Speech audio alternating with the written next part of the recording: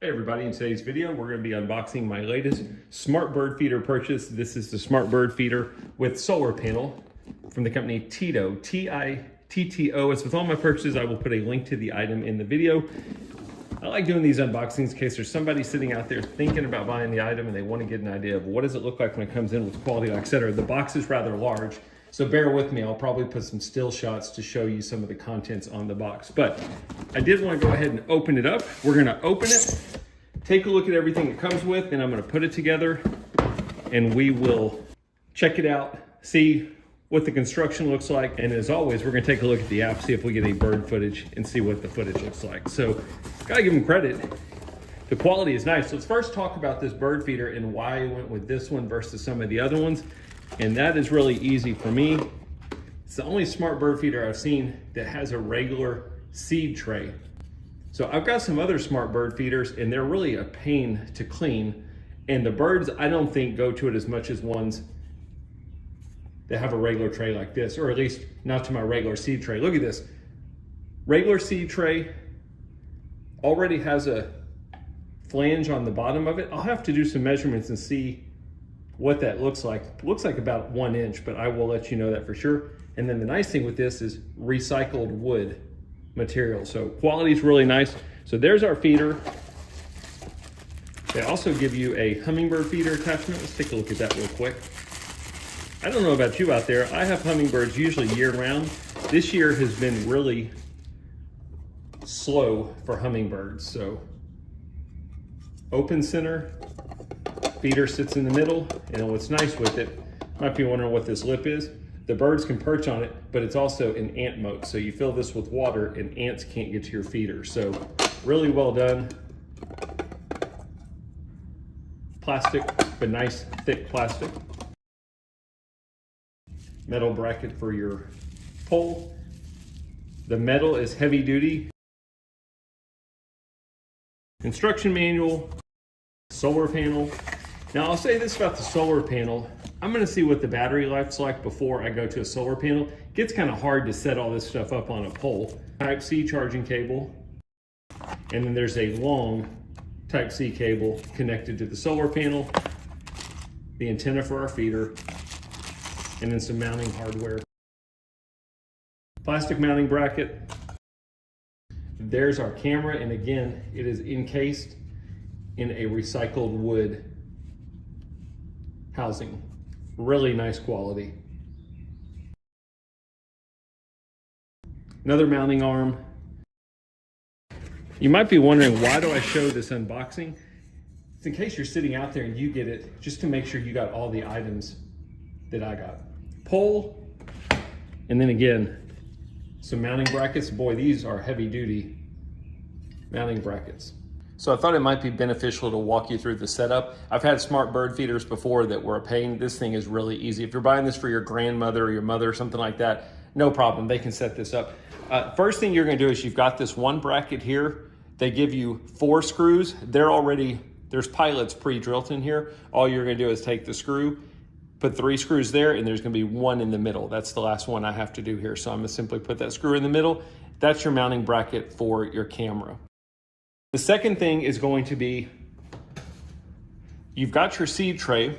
You simply attach it to the arm of your feeder, this curved arm. But it's optional. You can either use the seed tray. You'll notice I just simply sat it on, tightened it, or if you don't want to feed seed, that's where you use this hummingbird feeder tray. What's cool with this is the way they designed it. Let me loosen this nut up. As you'll notice, there's a little lip here. You simply sit the feeder on. So let's say we've got this sitting on our tray, then you sit your ant mode on top, and your hummingbird feeder ant mode sits on this mounting bracket, and your hummingbird feeder simply pulls off. So I really like the way they did it. I like the way they did it where, hey, if I want to get footage of hummingbirds, I put this attachment on, put my hummingbird feeder.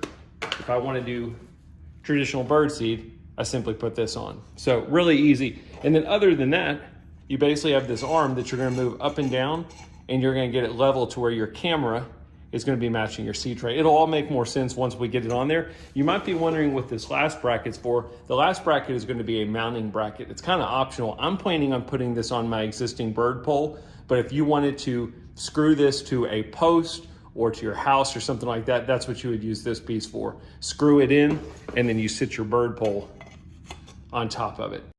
But that's it, the assembly, nothing to it. All right, so I got really lucky. Here's the pole that I've got, and here's the pole from the bird feeder. Mine slides exactly in to my existing pole, and then it locks into place. So I got to thinking, this flange, since I don't need it for mounting, it'll actually work great because I can put a bluebird or a birdhouse on top of it, and then you have an additional accessory. If you don't want to use a seed tray, if you don't want to use the hummingbird feeder, if you want to film what's going on at your birdhouse, you can use this for birdhouse as well. You'll notice it's got 4 holes up top, 4 holes on the side, so it should work with a lot of birdhouses. Let's talk about charging the camera. Just like any other smart bird feeder, the first thing you want to do is take the camera and fully charge it. Now this one, you want to read the instruction manual. You're going to turn it around and you're going to see this port back here. And when you open it, sure enough, it's a Type-C input. And you're thinking, oh, okay, I just need to plug this in and start charging my camera. This is actually for your solar panel. So what you're going to do is you've got 2 plastic screws. Once you unscrew those plastic screws, you can simply push your camera and it will slide out. And now you can pull your camera out. You've got this little connection cord on the back here, and then you have a flap up top that when you open it, you will see a input for your Type-C. This is going to be where you charge your camera. You also have a micro SD slot. This is going to be your power slot to turn it on. So that's what it's going to look like. Now, once you get it fully charged, you're going to open this top flap, and when you slide it back in, you have a USB cable here. You're going to plug that in because that's going to be what connects to this port, and this port's going to be what connects to the solar panel, and that's how you get solar power to your camera.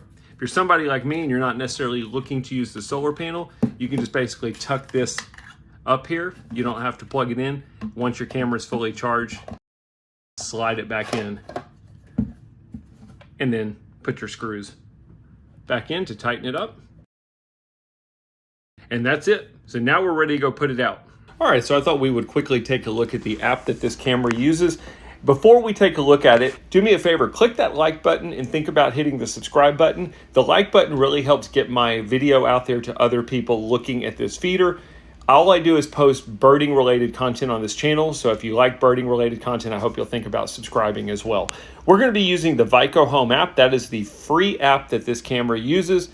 What you're seeing here, I'm not paying for any of their AI service. I'm not paying for any cloud service. I'm using it totally free. I should also mention I do not have a micro SD card in my camera, so this all comes with your camera. When you go in, it's nice and basic. The thing I like about the Vyco Home app is it's a no-frills app. There's not too much stuff going on. At a glance, I can see the Wi-Fi signal strength from my camera. I can see my battery level. You're going to notice those little icons up at the top. That gear icon, when you click on it, that will take you to your camera settings, and you can adjust things like your motion detection, your notification settings, your alarm sensitivity, video settings, power settings, so on and so forth.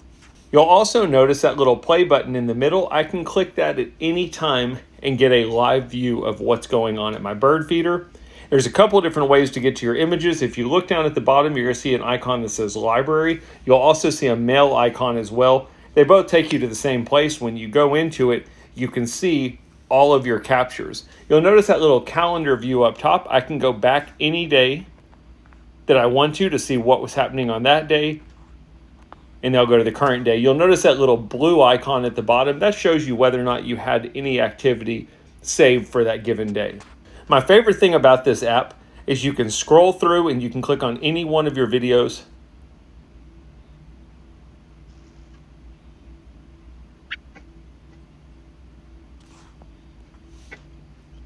And you can click choose and you can delete, you can save it, you can download it. But my favorite thing is it's so easy to download all of your content. I don't know if you're like me. I like getting all of my pictures on computer and then viewing them on computer. I could click on this little icon over to the right, can simply do select all, and I can download every one of them.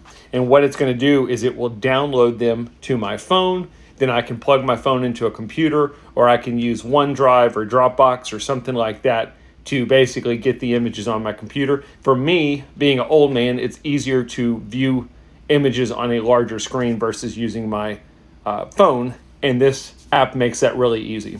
You'll notice up top it says motion detected. You will get, assuming you have it turned on, you'll get a notification every time you get a visitor at your feeder.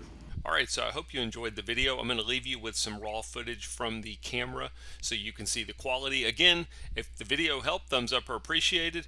Thanks for watching.